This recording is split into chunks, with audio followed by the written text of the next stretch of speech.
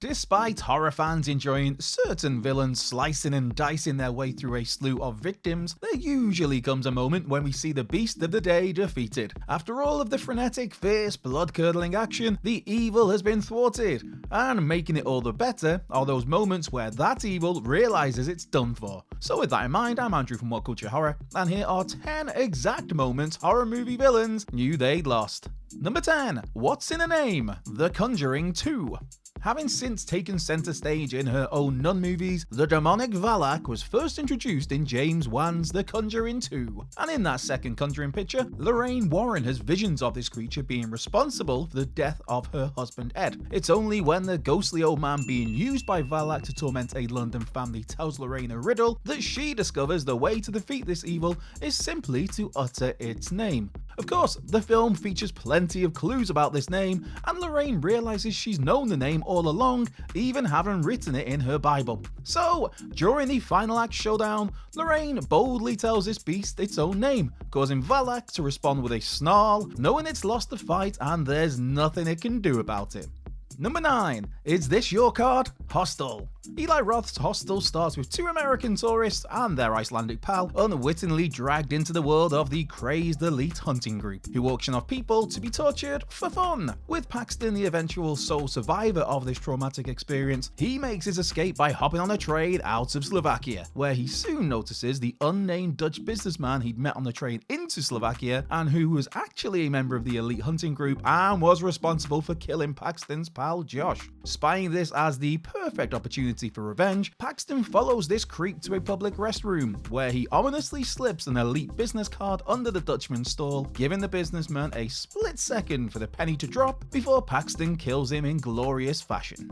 Number 8. Trapped forever and ever and ever, The Shining. An absolute masterpiece, Stanley Kubrick's The Shining sees Jack Nicholson's Jack Torrance descend into madness after moving his family into the Overlook Hotel for a winter caretaking job, all as his son Danny's telepathy comes to the fore. When the Overlook and its spirits cause Jack to fully snap, it's an unhinged cocktail of supernatural eeriness and sinister undertones, with Jack chillingly hunting down his wife and son with the intent of murdering them.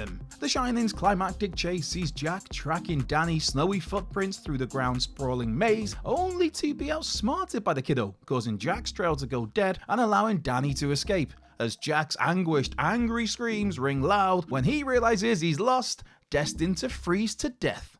Number 7. Sometimes bullying is okay. It's Chapter 2. Much like the beloved 1990 It miniseries, It Chapter 2 did somewhat struggle to stick the landing when it came to Pennywise's final confrontation with the Losers Club. Still, this finale did have Pennywise realizing he's totally screwed. When the surviving losers, Stanley of course having took his own life by this point, and poor Eddie Casper killed by the otherworldly clown, discover that mocking Pennywise causes the interdimensional nasty to effectively shrink up like a raisin. Basically, the losers bully Pennywise into submission, and essentially bully him out of existence, to the point you almost feel bad for Pennywise. Well, until you remember all of the horrors he'd put the people of Derry through over the years.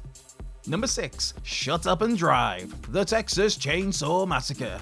With poor Sally Hardesty having watched her brother and their friends be slaughtered by Leatherface and his family, one of the most iconic moments of this legendary film, heck, one of the most iconic moments in horror history, is the precise moment old Bubba realizes his final target has evaded him. After Sally successfully flees from the sinister family's home, she flags down a passing truck.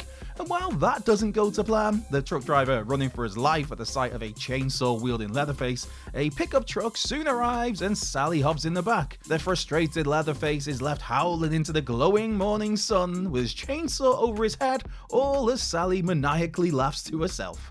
Number 5. Zorro, Frankenhooker. From the mind of Frank Henenlotter, Frankenhooker is an absolute blast. Seriously, one of my favourite films and one I will always take the chance to talk about. When his fiancée Elizabeth is decapitated in a tragic lawnmower accident, Jeffrey Franken concocts a plan to bring Elizabeth back to life by creating a body made up of mishmash body parts from various sex workers. And wouldn't you know it, but Jeffrey actually succeeds. Although along the way, he butts heads with Zorro, the pimp calling the shots for these ladies. Shown throughout the film to be a total slimeball, Zorro eventually gets his comeuppance during Frankenhooker's final act. Having decapitated Jeffrey, Zorro is greeted by the lurching, leering, creepy, reanimated remaining body parts of his former ladies, as he realizes he done messed up. All as actor Joseph Gonzalez lets out some awful, ridiculous, cheesy screams as Zorro bites the dust. Magnificent. Number 4. The Picture, The Last House on the Left. A truly disturbing experience even all these years later. 1972's Last House on the Left was the directorial debut of one Wes Craven. Well, unless you count those adult movies Wes made under a fake name, but that is a story for another day. Here, teenagers Mary and Phyllis are tortured and killed by a group of criminals led by the nefarious Krug. Even in a video such as this one here, it feels a little too much to fully delve into what these girls were put through, but safe to say, it's not for the weak of heart. By pure coincidence, Krug and his gang unknowingly end up at the home of Mary's parents, where they pose as traveling salesmen looking for somewhere to stay for the night. And once they realize this is Mary's home, they immediately plan to kill her parents, because of course they do, they're scumbags. That is until one of the group, Junior, has heroin withdrawals and gives the game away, with Mary's mother also noticing her daughter's necklace around Junior's neck, then spotting bloody clothes in their luggage. After later discovering Mary's corpse in the woods, her parents return home as it becomes clear that Krug and company are going to get theirs, which they do, with Krug himself chainsawed to death. Number 3. Please stop at the red light. Carrie. Carrie White is a fascinating character, bullied, isolated and repressed, but with immense powers that ultimately cause her to rightly or wrongly cause all kinds of carnage. And when that carnage finally comes at the conclusion of Brian De Palma's excellent 1976 movie, Sissy Spacek's telekinetic teen snaps and pretty much kills the entire student body. However, two particular bullies of Carrie's are asshat lovebirds Chris and Billy, who initially think they've managed to escape Carrie's clutches as they drive off to supposed safety. Of course, Chris and Billy would be greeted in the middle of the road by a blood-soaked Carrie White. And as Chris speeds up with the intention of mowing down her classmate, one sharp zoom to Carrie's piercing eyes lets you know that both Chris and Billy are done for, with their car then flipping over and being set on fire by Carrie as part of her roaring rampage of revenge. Number 2. Chucky realizes he's too late. Child's Play 2.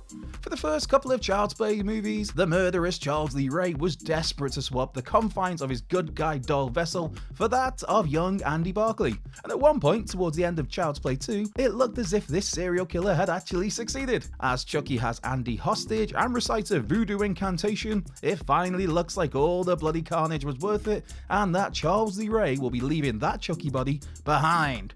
That is, until Chucky's nose starts bleeding. With that, the realization kicks in that the spirit of Charles Lee Ray has spent too much time in the Chucky doll, meaning he's now permanently trapped in that good guy body, and also meaning the villain is now killable, which soon leads to his ooey gooey demise at the hands of Andy and his foster sister Kyle. Number 1. Hasta la vista, Captain. Pan's Labyrinth. Sure, the mesmerizing figure of the Pale Man may get plenty of attention, but the most twisted character of Guillermo del Toro's Pan's Labyrinth is the cold, cruel, calculating Captain Vidal. From the moment the audience and Ophelia meet Vidal, everything he does carries a sense of malice and sinister intentions. The fella is evil to the core, and we're constantly reminded of that right through until he kills Ophelia, an innocent child, at the end of the movie. However, when Vidal escapes the titular labyrinth with his own infant son, his heart sinks as he's greeted by the freedom fighters he's been tormenting throughout the film. Knowing he's doomed, Vidal hands over his son and asks these fighters to tell the youngster all about him, to which they say the boy won't even know Vidal's name, as a look of horror flashes over his face before he's swiftly shot and killed.